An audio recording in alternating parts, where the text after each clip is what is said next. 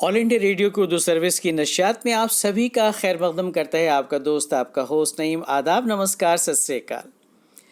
कहते हैं दूर के ढोल सुहाने होते हैं, लेकिन ये कहावत तो आपने कभी ना कभी ज़रूर सुनी होगी और इसको कब और क्यों इस्तेमाल किया जाता है ये भी आप बखूबी जानते होंगे, क्योंकि हमारे सभी दोस्त बहुत काबिल और समझदार जो हैं वो रंग बिरंगे प्लास्टिक के खूबसूरत बैग कितने अच्छे लगते हैं। बड़े ही कलरफुल होते हैं जनाब ये बैग। लेकिन क्या आप जानते हैं कि ये हमारी सेहत के लिए कितने मुज़िर होते हैं? इनसे कुर्रे अर्ज़ की फ़ज़ा कितनी आलूदा हो रही है। प्लास्टिक बैग जो हैं नदी नालों को चोक कर देते हैं, बंद कर देते हैं। जानवर इन्हें खाने के बाद लुक़्मा अजल बन जाते हैं और सैकड़ों किस्म की बीमारियां इनसे लाहक होती हैं, वो अलग। आज दरअसल दोस्तों international plastic bag free day है, यानी प्लास्टिक के थैलों से आज़ादी का बैनुल अक़वामी दिन। ये एक आलमी इक़दाम है और इसका मकसद दुनिया में सिंगल यूज़ प्लास्टिक बैग के इस्तेमाल को ख़त्म करना है। हर साल 3 जुलाई को ये दिन मनाया जाता है और याद दहानी के तौर पर ये दिन मनाया जाता है। हालांकि आजकल इस बात को लेकर काफ़ी बेदारी आ गई सभी में, और आप और हम जानते हैं कि ये मुहिम क्यों चलाई जा रही है। प्लास्टिक की वसी व अरीज़ ब्रेक फ्री का ये हिस्सा है मुहिम, जो प्लास्टिक की आलूदगी से लड़ने वालों की एक बैनुल अक़वामी तहरीक को एक साथ लेकर प्लास्टिक के कूड़े कचरे पाक बनाने के लिए मुत्तहिद है। और हमारे मुल्क में इस तरह के प्लास्टिक पर तो बहुत पहले बैन लगाया जा चुका है दोस्तों। इसके मुतबादिल के तौर पर आप पेपर बैग, कपड़े के बैग, कैनवस से बने बैग या फिर डेनिम और जूट के थैलों का इस्तेमाल कर सकते हैं। और माहौल दोस्त कुदरती निशास्त और खुर्दनी तेल से बनाए जाने वाले बैग भी इसका बहुत उम्दा मुतबादिल हैं। एक बार फिर आपको और हमें ये बात याद दिलाने के लिए ये दिन आया है कि जब हम बाज़ार जाएं सौदा ख़रीदने, तो अपने साथ घर से कपड़े का बैग लेकर जाएं या फिर कोई दूसरा बैग अपने साथ लेकर जाएं। और प्लास्टिक बैग से बने सामान देने वाले दुकानदार को इतना ज़रूर कहिएगा दोस्तों, नो प्लास्टिक बैग। ऐसा करके न सिर्फ आप अपनी सेहत की हिफाजत कर रहे हैं, बल्कि दूसरों की सेहत को भी मादूम होने से बचा रहे हैं, जो एक नेक काम तो है ही, और प्लास्टिक के ख़िलाफ़ मुहिम में आपका ताउन भी है। चलिए तो जनाब प्रोग्राम में आगे बढ़ते हैं और अब सुनते हैं अहम खबरों की सुर्खियां। अहम खबरों की सुर्खियां लेकर मैं हूं आपके साथ पोला पंडिता। आदाब। वज़ीर-ए-आज़म नरेंद्र मोदी ने सिपाहियों का हौसला बढ़ाने के लिए लेह का आज अचानक दौरा किया। इनके हमरा थे CDS रावत और फौजी सरबराह नरवाने। कोरोना वायरस से अब तक मुल्क में सेहतियाब हुए अफराद की तादाद 3,79,892 है। पिछले 24 घंटे में सेहतियाब हुए अफराद की तादाद 20,032 है। कोविड-19 की सेहतियाब होने की शरह बेहतर होकर 60.72% हुई है। अब तक मुल्क में 92,97,749 नमूनों की हुई है जांच और पिछले 24 घंटों में 2,41,576 कोविड के टेस्ट किए गए हैं। वजारत सेहत ने कोविड-19 से मुतालिक नए रहनुमा खतूत किए जारी। ICMR की 15 अगस्त तक कोविड-19 की वैक्सीन तैयार करने की तजवीज़। सरकार ने 38,900 करोड़ रुपए मालियत का दिफाई साजो सामान खरीदने की दी मंजूरी। ट्रंप ने भारत चीन सरहद पर महाज आराई के लिए चीन की जारहियत को ठहराया जिम्मेदार। म्यांमार में कीमती पत्थर की एक कान में जमीन धुसने से कम से कम 162 अफराद की मौत।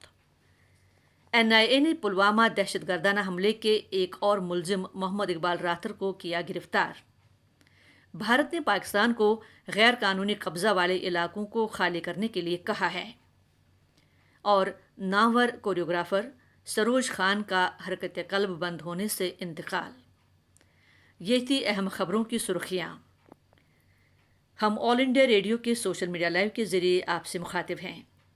दोस्तों, जब तक हमारा ज़मीर खूबसूरत नहीं, तब तक हमारा बाहर कभी भी खूबसूरत नहीं हो सकता, क्योंकि खूबसूरती बाहर से अंदर नहीं, अंदर से बाहर झलकती है।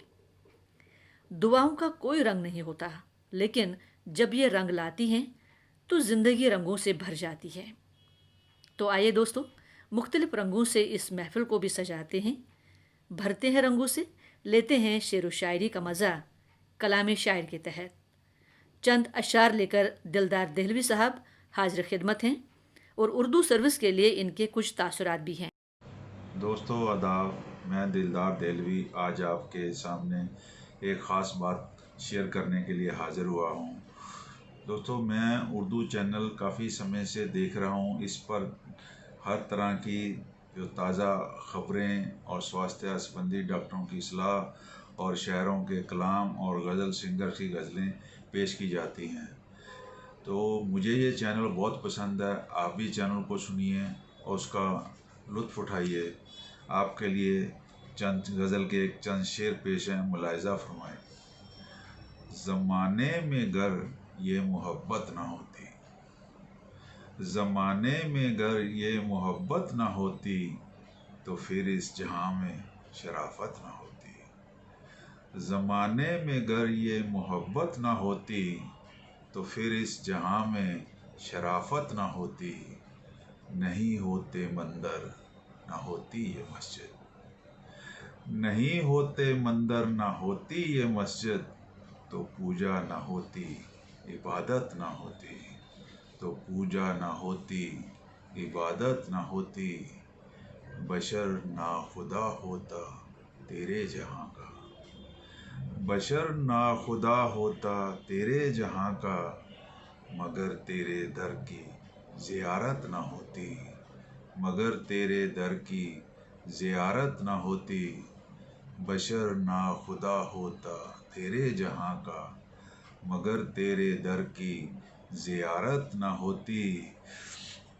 और ये शेर भी देखें, जो करते हर एक धर्म की हम परस्तिश, जो करते हर एक धर्म की हम परस्तिश, गरीबों को हमसे शिकायत ना होती, गरीबों को हमसे शिकायत ना होती। और मक्ता पेश है कि दिलों में न दिलदार डर उसका होता, दिलों में न दिलदार डर उसका होता, किसी की ज़बां पर सदाकत ना होती, किसी की ज़बां पर सदाकत ना होती। दिलों में न दिलदार डर उसका होता, किसी की ज़बां पर सदाकत ना होती। शुक्रिया। कलाम शायर के तहत अभी आपने दिलदार देहलवी से ये चंद खूबसूरत अशार सुने। सोशल मीडिया लाइव पर नाजरीन, आपका ये मनपसंद प्रोग्राम जारी है उर्दू सर्विस की जानिब से। सेहत के हवाले से आइए अब सुनते हैं डॉक्टर की सलाह। इस कार्यक्रम के श्रोताओं को मेरा नमस्कार, आदाब। आज हम कोरोना और अन्य संक्रामक रोगों के संदर्भ में बच्चों के खान पान के बारे में चर्चा करेंगे। सबसे पहले नवजात शिशु का स्तनपान, क्योंकि अब तक कोरोना वायरस के गर्भ से अथवा स्तनपान से शिशु में संक्रमण जाने का कोई प्रमाण नहीं मिला है, तो इसलिए कोरोना पीड़ित महिला को शिशु के जन्म के तुरंत बाद ही स्तनपान कराना होगा, प्रेफरेबली 1 घंटे के अंदर अंदर या तुरंत। इसके आगे निर्णय केस टू केस बेसिस पर लिया जाएगा। अगर मां कोरोना पॉजिटिव है परंतु उसे हल्की बीमारी है, तो वह एक सामान्य स्वस्थ मां की तरह संपूर्ण स्तनपान करा सकती है।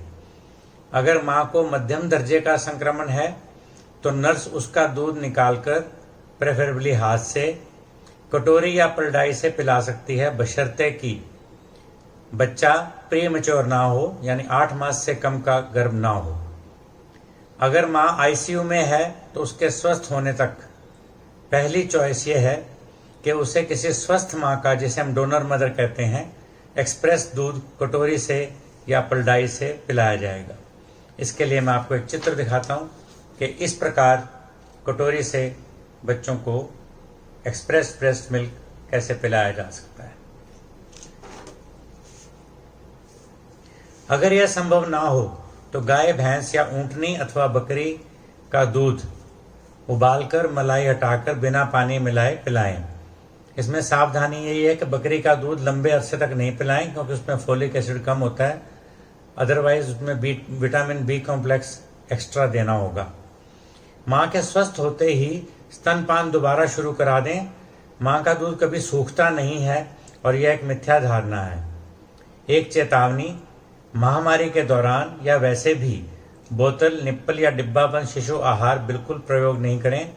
इनसे अन्य संक्रमण होने की संभावना कई गुना बढ़ जाती है। संक्षेप में, माँ के दूध की मुख्य महत्ता यही है कि उसमें रेडीमेड रोग प्रतिरोधक तत्व, कोशिकाएं, बायोरसायन तथा माइक्रोबायोम होते हैं जो कोरोना सहित सभी जीवाणुओं से नवजात शिशु की रक्षा करते हैं।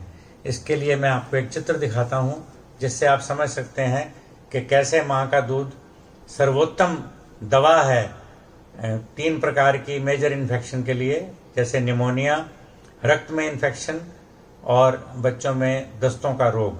सबको एकमात्र ब्रेस्ट फीडिंग बहुत अच्छे से बचाता है। तो हमारी धारणा यही है कि इसी प्रकार ये कोरोना के संक्रमण से भी स्तनपान जो है माँ नवजात शिशु को बचाव करेगा।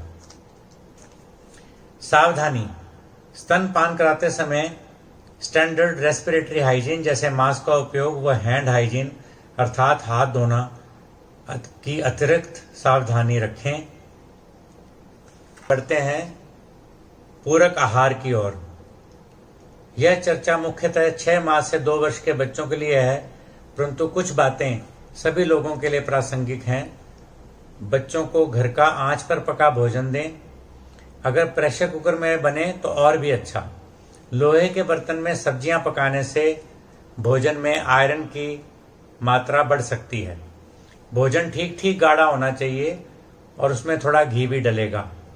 अधिक पतला भोजन देने से कुपोषण हो जाता है और बहुत ठोस भोजन बच्चा खा नहीं सकता। 6 माह से 2 वर्ष भोजन में मुख्यतः 4 चीजें होनी चाहिए। 1 भाग अनाज जैसे गेहूं, चावल, बाजरा, रागी, जो भी इलाके की खेती हो। इन्हें खिचड़ी, दलिया, पोहा जिनमें घी डालकर के रूप में दिया जा सकता है, इडली के रूप में भी दिया जा सकता है। 1 भाग दालें, सभी धुली दालें प्रयास करें कि 2 दालें मिलाकर ही दें। रोटी को दाल में अच्छे से भिगोकर भी दिया जा सकता है। इडली को दाल के साथ दे सकते हैं। सब्जियां मिश्रित रूप में जैसे गाजर, मटर, गोभी, बंद गोभी, आलू, टमाटर, फली, सरसों, पालक, बथुआ, चौलाई, हरी तोरी अच्छे से पकाकर और मसल कर दें। खिचड़ी में मिलाकर दे सकते हैं। जो भी भोजन परिवार के लिए बने उसी में से बिना मिर्च डाले निकाल लें। महामारी के दौरान और लॉकडाउन के दौरान अलग अलग से भोजन ना बनाएं। परिवार के साझे भोजन में से ही बच्चों को खिलाने का प्रयास करें। सबसे अच्छा है कि 2 वर्ष तक दूध माँ का ही मिलता रहे तो बेहतर रहेगा, परंतु 2 वर्ष के बाद आगे जो दूध पर सब परिवार पीता है तो उसमें से दूध, दही, लस्सी, पनीर, सब दूध के प्रोडक्ट्स जो हैं 2 साल से 5 साल तक बच्चों को दी जा सकती हैं। फलों में केला, अमरूद, आम, पपीता थोड़ी थोड़ी मात्रा में सभी दिए जा सकते हैं। फलों को अच्छे से धोकर व जांच करके देना पड़ेगा, कहीं कोई गला हुआ हिस्सा नहीं होना चाहिए। फलों का अधिक मात्रा में सेवन अच्छा नहीं है। फलों का जूस किसी भी प्रकार से अच्छा भोजन नहीं है और उसमें विषाणु हो सकते हैं, इसलिए प्रयोग नहीं करें। अर्थात फल जितना भी प्रयोग करें साबुत फल मसल कर दें और थोड़ी सी मात्रा में दें। कच्ची सब्जियां, सलाद, फल व जूस आदि से संक्रमण का भय है, मेरा परामर्श है उपयोग ना करें। अंडे, मछली, मुर्गा आदि उत्तम प्रोटीन युक्त भोजन है और शरीर की रोग प्रतिरोधक क्षमता बढ़ाने के लिए उत्तम है। जो लोग सेवन करते हैं जरूर करें, जो नहीं करते व शाकाहारी हैं वो पनीर, सोयाबीन आदि का प्रयोग कर सकते हैं। सावधानी यही है कि अच्छे से पकाकर ही ये चीज़ें खानी हैं। अगर एक फल की बात करें, वो भी क्वारंटीन और ये लॉकडाउन के दौरान अगर उपलब्धि के हिसाब से देखा जाए तो केला एक सर्वोत्तम फल है। बाकी फल ना भी मिलें तो बच्चे का गुजारा चल सकता है। आपको मैं चित्र दिखाऊंगा जिससे खाने के बारे में सारी चीज़ें बताएंगे। यह चित्र दिखा रहा है कि बच्चे को बिठा के खिलाएं, बर्तन धोएं, अच्छे से हाथ धोएं और चम्मच से घर का आंच पे पका भोजन दें। इसमें दूसरी बात यह है कि भोजन इतना गाढ़ा होना चाहिए। अगर भोजन इतना पतला भी हो जाएगा तो बच्चे का पोषण ठीक नहीं होगा। तो गाढ़ा भोजन दें, इसमें घी भी डालें। इस चित्र में दिखाया कि किस प्रकार मिश्रित आहार देना चाहिए और कई प्रकार की सब्जियां, दालें और अनाज इस्तेमाल करने चाहिए बच्चे के आहार बनाने में। एक लास्ट चित्र ये है जिसमें दिखाया गया कि कैसे कप से बच्चे को तरल पदार्थ पिलाए जा सकते हैं और सावधान अच्छे से उसका पोषण किया जा सकता है। माननीय प्रधानमंत्री जी ने 2 दिन पहले ही ग्राम पंचायतों को स्वावलंबी बनने की चर्चा की और लॉकडाउन में सभी धर्मगुरु घर में ही रहकर पूजा अर्चना, नमाज आदि करने का मशवरा दे रहे हैं। तो ऐसे में मशहूर शायर निदा फाजली साहब का एक कलाम मैं गुनगुनाना चाहूँगा।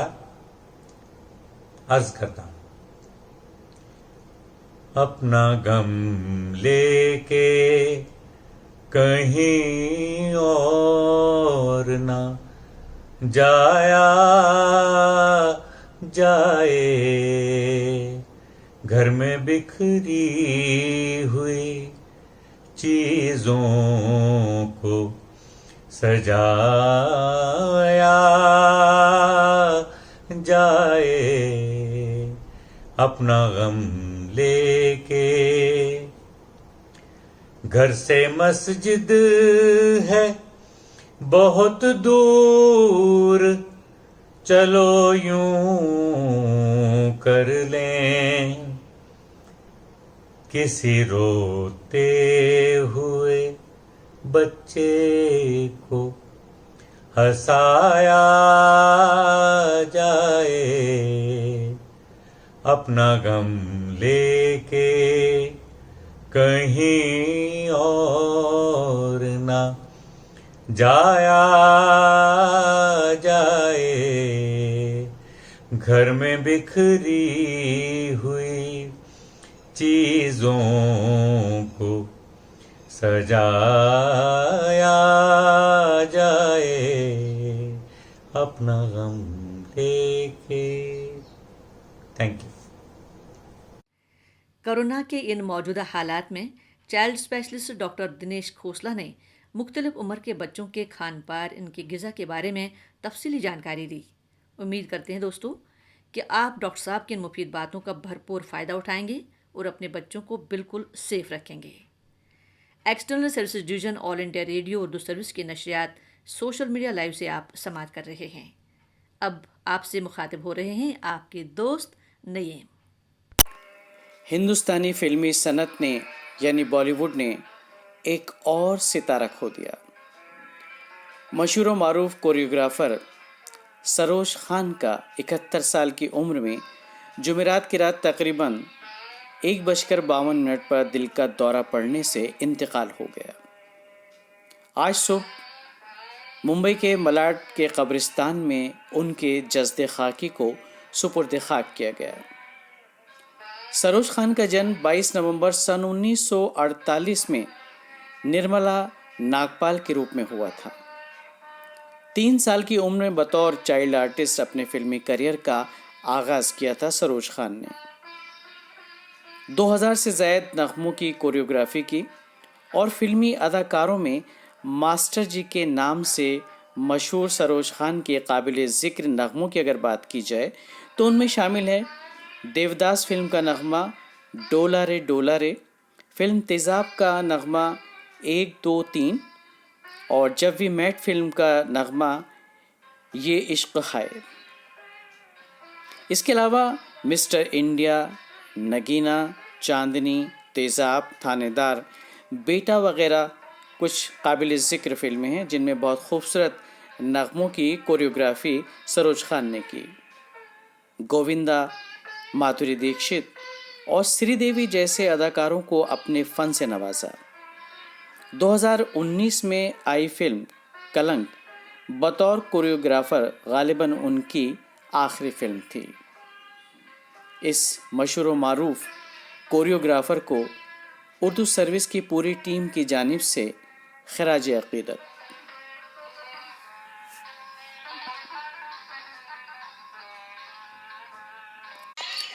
दिल के कलम से। इस सेगमेंट में आप सभी का खैर मकदम करता है आपका दोस्त नहीं। दोस्तों, कभी कभी कुदरत भी हमारे साथ बड़ा मजाक करती है। हालांकि सुनने में और कहने में तो बड़ा अजीब सा लगता है, लेकिन वाकई कभी कभी ऐसा होता है। हुआ यूं दोस्तों, दरअसल यॉर्कशायर बर्तानिया में एक खातून किसी दिमागी आर्जे के शिकार होने के बाद 2 माह तक कुछ भी बोलने से कासिर रहीं। अब अचानक उनकी गोयाई लौट आई है, लेकिन अब वो 4 मुख्तलिफ लहजों में बात करती हैं। 31 साला एमिली एगन की इस कैफियत से खुद डॉक्टर भी हैरान हैं। माहिरीन के मुताबिक ये किसी आर्जी फालिज या दिमागी चोट की वजह से ऐसा हुआ, लेकिन उसके सबूत नहीं मिल सके। इससे बढ़कर ये हुआ कि उनका लहजा और बोलने का अंदाज यकसर तब्दील होने लगा। 2 माह तक एमिली कंप्यूटर ऐप और दीगर मशीनी तरीक़ों से अपनी बात करती रहती थीं। ताहम बाज़ माहिरीन ने उन्हें एक नायाब मर्ज़ का शिकार कहा, जिसे फॉरेन एसेंट सिंड्रोम या गैर मुल्की लहजे का आर्जा भी कहा जाता है। लेकिन ये कैफियत अब तक 100 अफराद में ही सामने आ चुकी है। एमिली को आहिस्ता आहिस्ता बोलने में मुश्किल हुई और ज़बान लड़खड़ाने लगी, और उसके बाद वो बिल्कुल खामोश हो गई। फिर जब आवाज़ वापस आई तो उनका लहजा किसी गैर मुल्की जैसा था, जिस पर लोगों ने उन्हें नस्ल परस्ती का ताना तक दे दिया, क्योंकि कभी उनका लहजा इतालवी था और कभी उनका लहजा हस्पानवी या फिर फ्रांसीसी होने लगा था।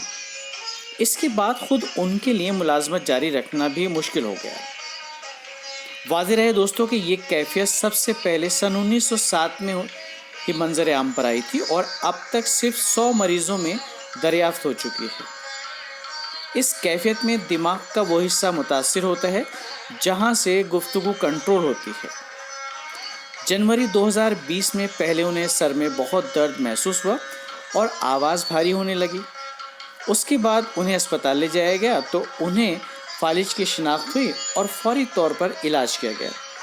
लेकिन अस्पताल में सूरत हाल और संगीन हो गई, जहां उनकी आवाज़ बंद हो गई।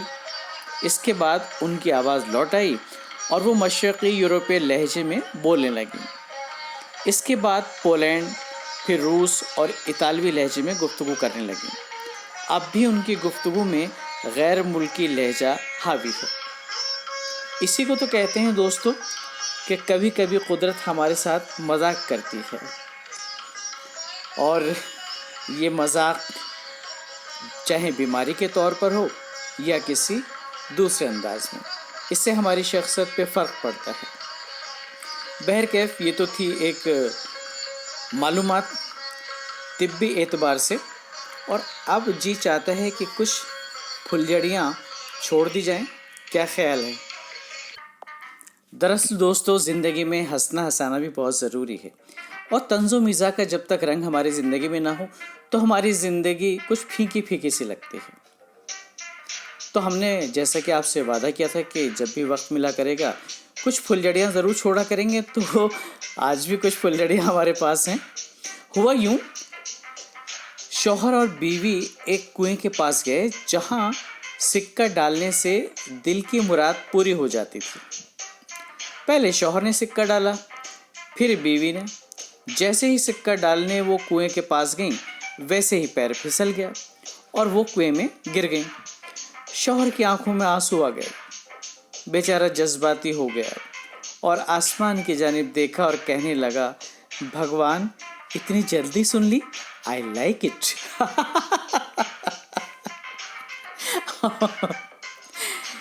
एक और खातून मॉल से बिस्किट चुराने के इल्ज़ाम में पकड़ी गई। जज के सामने उनको पेश किया गया तो जज ने कहा कि तुमने जो बिस्किट का पैकेट चुराया था उसमें 10 बिस्किट थे, लिहाजा तुम्हें 10 दिन की कैद की सज़ा दी जाती है। तभी पीछे से उस खातून का शौहर चिल्लाया, जज साहब, इसने साबूदाने का पैकेट भी चुराया है। क्या करें दोस्तों, ये रिश्ता ही इतना खूबसूरत है शौहर और बीवी का कि एक दूसरे के बगैर चैन भी नहीं रहता और एक दूसरे को बर्दाश्त भी नहीं कर पाते कभी कभी, लेकिन इन सब में कहीं ना कहीं मोहब्बत छुपी रहती है। बस जिंदगी की गाड़ी इसी तरह से चलती रहे, हंसते मुस्कुराते, हम भी यही चाहते रहें। और सुनते रहिए ऑल इंडिया रेडियो से उर्दू सर्विस की नशियात, हंसते मुस्कुराते। External service division of all India radio की उर्दू सर्विस की नशियात का सिलसिला जारी है सोशल मीडिया लाइव के ज़रिए। दोस्तों, बुजुर्गान दीन, आलम दीन, दिगर बड़ी हस्तियों के ज़रिए कही गई बातें हमारे जहन और दिल पर असर छोड़ जाती हैं और उसकी अक्कासी करता है उर्दू सर्विस का प्रोग्राम शम्मे फरोज़ा, यानी अक़वाल ज़र्री का प्रोग्राम। अच्छाई और बुराई में फ़र्क, इस हवाले से आज हम आपको सुनवा रहे हैं शम्मे फरोज़ा उर्दू सर्विस की लाइब्रेरी से। और आवाज़ उर्दू सर्विस की जानी पहचानी, और वो आवाज़ है SM ज़की की। आइए सुनते हैं शम्मे फरोज़ा। अच्छाई तमाम खूबियों और अच्छी आदतों के मजमूए का नाम है और बुराई नापसंदीदा खसाइल और आमाल के मजमूए का नाम है। अच्छाई की मिसाल खुशबू से दी जाती है और बुराई की मिसाल बदबू से दी जाती है। दुनिया में अच्छे अखलाक भी हैं, अच्छे आमाल भी हैं और अच्छी सोच भी है। वो बिल्कुल उसी तरह है जैसे खुशबू फैलती है, जो भी उसके करीब होता है उसकी रूह को तस्कीन देती है। और इसी तरह बुराई है, बुरे अखलाक, बुरे अमाल और बुरी सोच बदबू की मानिंद है, जो इर्द गिर्द के लोगों को प्रगंदा कर देती है। अच्छाई और बुराई इंसानों के औसाफ हैं और इन औसाफ से ही किसी इंसान का मुकाम और मर्तबा तय होता है। अच्छा इंसान हर जगह अपने लिए मुकाम पैदा कर लेता है और बुरे इंसान को हर जगह लानत और मलामत ही हाथ आती है। अच्छाई और बुराई दोनों एक ही तरीके से इंसान के अंदर आती हैं और वो तरीका है सोहबत या दोस्ती। इंसान की दोस्ती जैसे लोगों से होगी, वैसे ये गुण और आदतें उसके अंदर पैदा होंगी। अगर अच्छे लोगों की सोहबत में रहेगा तो अच्छी खूबियाँ पैदा होंगी और अगर बुरे लोगों की सोहबत में रहेगा तो बुराइयाँ उसके अंदर पैदा हो जाएंगी।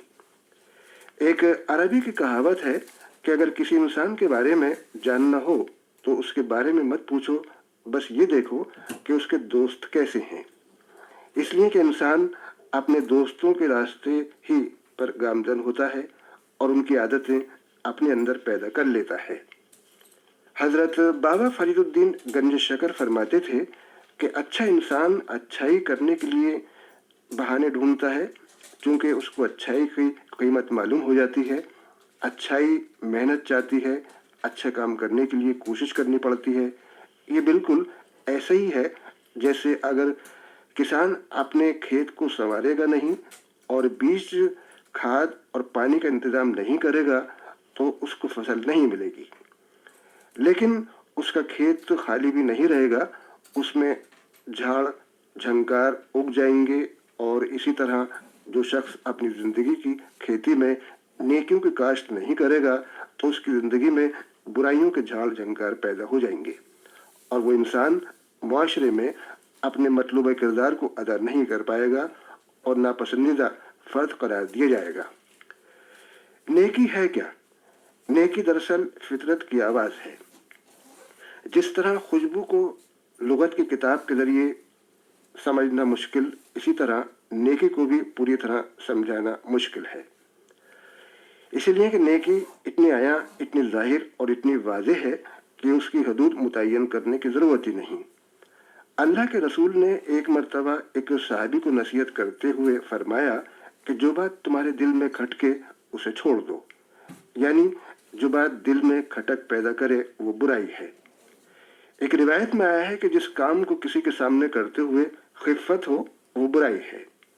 गोया अच्छाई का मेयार ये हुआ कि हर काम अच्छा है सिवाय इसके कि जिसको करने वाला अपने दिल में शर्मिंदगी महसूस करे। अच्छाई इंसान के अंदर आला ज़रफ़ी पैदा करती है, दूसरों की गलतियों को माफ़ करने का हौसला देती है, अपनी गलतियों के एतराफ़ और उनसे ताइब होने की हिम्मत पैदा करती है उसको सब्र का दर्स देती है और मुसीबत में आजमाइश के वक्त मुकाबला करने का हौसला पैदा करती है। दूसरों की इज़्ज़त आसानी और तकलीफ को बर्दाश्त करने और उनको माफ़ करने की ताकत देती है। माफ़ करने या सब्र करने को बुरे लोग कमज़ोरी समझते हैं, जबकि ये सबसे बड़ी ताकत है। और माफ़ करना अगरचे बहुत मुश्किल काम है, लेकिन सबसे बड़ा इंतकाम है। हज़रत निज़ामुद्दीन औलिया रहमतुल्लाह अलैह फरमाते थे, बर्दाश्त करने वाला तो मार ही डालता है। इसका मतलब भी यही है कि सबसे बड़ा इंतकाम माफ़ करना होता है। अच्छाई के मुकाबले में बुराई इंसान को कमज़ोर करती है, पस्त हिम्मत बनाती है। जब उस पर कोई मुसीबत आती है तो वो वावेला करता है, जब उसको फराखी मिलती है तो इतराने लगता है, जब ओहदा मिलता है तो अकड़ने लगता है। उसके अंदर दूसरों को माफ़ करने की हिम्मत ही नहीं होती। वो हर बात का फ़ौरन रद्द अमल करता है।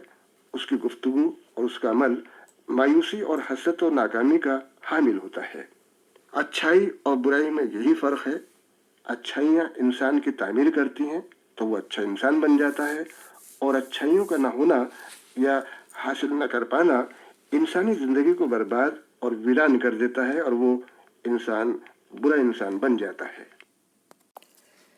अक़वाल ज़र्री का प्रोग्राम शब में फ़रोज़ा सुनकर यकीनन आपको अच्छा लगा होगा और अच्छाई और बुराई में फ़र्क भी वाज़ेह हो गया होगा।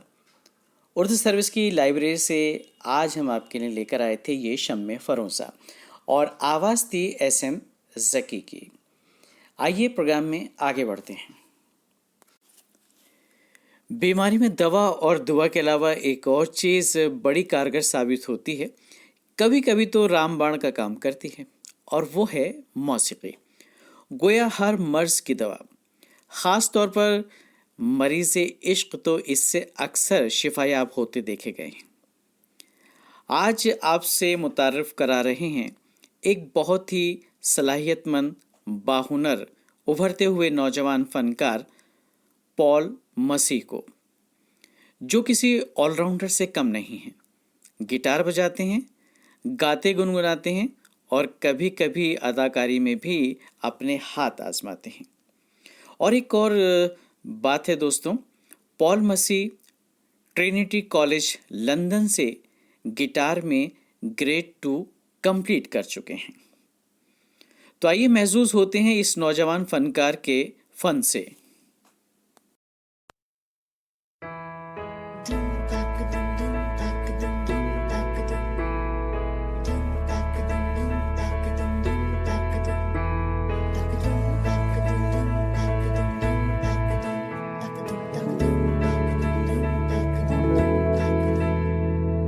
आठ समंदर अपना अंबर खोज ले अब तू अपने दम पर, फूक मार के धूल झाड़ के छोड़ छाड़ के सारे छप्पर। आठ समंदर अपना अंबर खोज ले अब तू अपने दम पर, फूक मार के धूल झाड़ के छोड़ छाड़ के सारे छप्पर। खोल दे पर, खोल दे पर, खोल दे पर, खोल दे पर, खोल दे पर, खोल दे पर, खोल दे पर, खोल दे पर।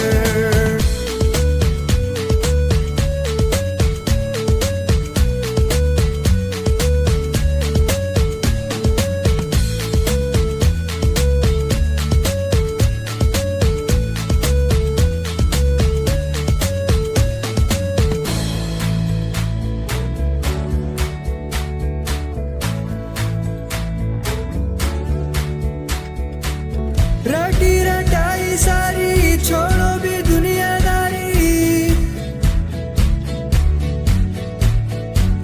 रटी रटाई सारी छोड़ो भी दुनियादारी। बागी तेवर जो तेरे बोलेंगे सब अनाड़ी, सबको मनाने की तेरी नहीं जिम्मेदारी। ऊंचे आसमानों पे लिख दे तू हिस्सेदारी। खोल दे पर, खोल दे पर, खोल दे पर,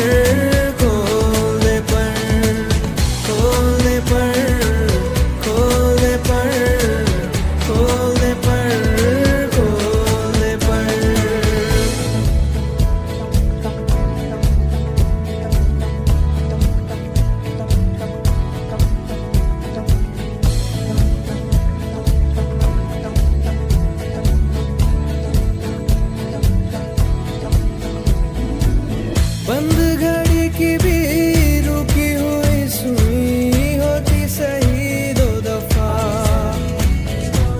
चुप क्यों है रहना मन का तू कहना, रोके चाहे हिचकियां। 8 समंदर अपना अंबर खोज ले अब तू अपने दम पर, फूंक मार के धूल झाड़ के छोड़ छाड़ के सारे छप्पर। खोल दे पर, खोल दे पर, खोल दे पर, खोल दे पर, खोल दे पर, खोल दे पर, खोल दे पर, खोल दे पर। भाई वाह, बहुत खूब पॉल मसीह, मज़ा आ गया। और तमाम तर नेक ख्वाहिशात इस नौजवान फनकार के लिए। सितारों से आगे जहां और भी हैं, अभी इश्क के इम्तिहान और भी हैं। बेशक हमारे पंख तो नहीं, मगर दिल की उड़ान तो भरी जा सकती है जज्बात के पर खोल कर। इसलिए तो कहते हैं दिल तो बच्चा है, दिल तो बच्चा है। और अब बात करते हैं एक और नन्हे बासलाहियत फनकार की। और ये नन्हे फनकार बहुत ही टैलेंटेड हैं। और ये बच्चा उर्दू सर्विस का जाना पहचाना चेहरा है। नाम है तेजस कोचर। अपनी एक हिंदी नज्म के साथ एक बहुत अच्छी कोशिश इनकी जानिब से। आइए सुनते हैं तेजस कोचर को। नमस्कार, मैं तेजस कोचर कक्षा 10वीं में पढ़ने वाला छात्र रोजी जीना सेकेंडरी स्कूल आपके सामने एक नज्म पेश करने जा रहा हूँ जिसका शीर्षक है तू खुद की खोज में निकल। आशा है आप सभी को पसंद आएगा। तू खुद की खोज में निकल, तू किस लिए हताश है, तू चल, तेरे वजूद की समय को भी तलाश है, समय को भी तलाश है। जो तुझसे लिपटी बेड़ियां न समझ इनको वस्त्र तू, जो तुझसे लिपटी बेड़ियां न समझ इनको वस्त्र तू, इन बेड़ियों को पिघाल के बना ले इनको शस्त्र तू, बना ले इनको शस्त्र तू। तू खुद की खोज में निकल, तू किस लिए हताश है, तू चल, तेरे वजूद की समय को भी तलाश है, समय को भी तलाश है। चरित्र जब पवित्र है, चरित्र जब पवित्र है तो क्यों है ये दशा तेरी, चरित्र जब पवित्र है तो क्यों है ये दशा तेरी। इन पापियों को हक नहीं कि ले परीक्षा तेरी, इन पापियों को हक नहीं कि ले परीक्षा तेरी। तू खुद की खोज में निकल, तू किस लिए हताश है, तू चल, तेरे वजूद की समय को भी तलाश है, समय को भी तलाश है। जला के भस्म कर उसे जो क्रूरता का जाल है, जला के भस्म कर उसे जो क्रूरता का जाल है। तू आरती की लौ नहीं, तू क्रोध की मशाल है, तू आरती की लौ नहीं, तू क्रोध की मशाल है।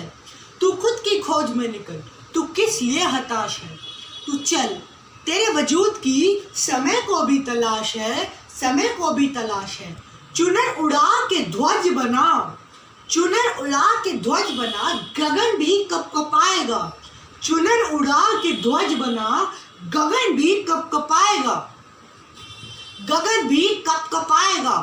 अगर तेरा चुनर गिरा तो एक भूकंप आएगा, एक भूकंप आएगा। तू खुद की खोज में निकल, तू किस लिए हताश है, तू चल, तेरे वजूद की समय को भी तलाश है, समय को भी तलाश है। धन्यवाद। तेजस कोचर की ये हिंदी नज्म सुनकर हिंदी अदब के मशहूर कवि द्वारका प्रसाद माहेश्वरी की चंद लाइनें याद आ गईं। वीर तुम बढ़े चलो, धीर तुम बढ़े चलो, सामने पहाड़ हो, सिंह की दहाड़ हो, तुम निडर डरो नहीं, तुम निडर डटो वहीं। इसी नज्म को सुनकर एक साहब ने अपनी शरारती सलाहियतों का भरपूर मुजाहिरा करते हुए इस पर एक पैरोडी लिख डाली, जो कुछ इस तरह से थी।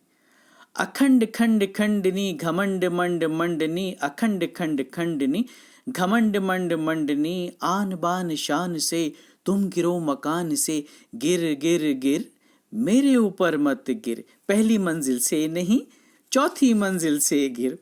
शायद इसीलिए तो कहा जाता है कि जहां ना पहुंचे रवि यानी सूरज, वहां पहुंचे कवि।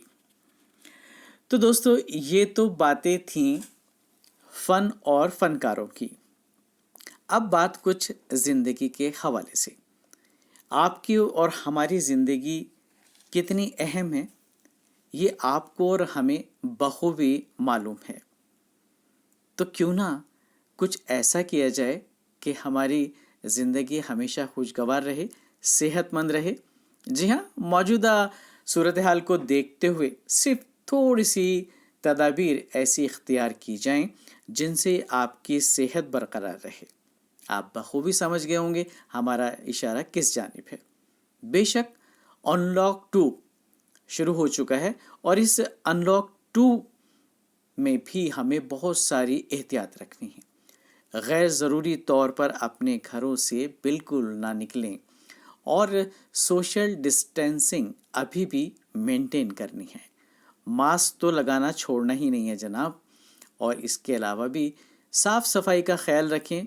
खुश रहें आप भी और आपके साथ वाले भी।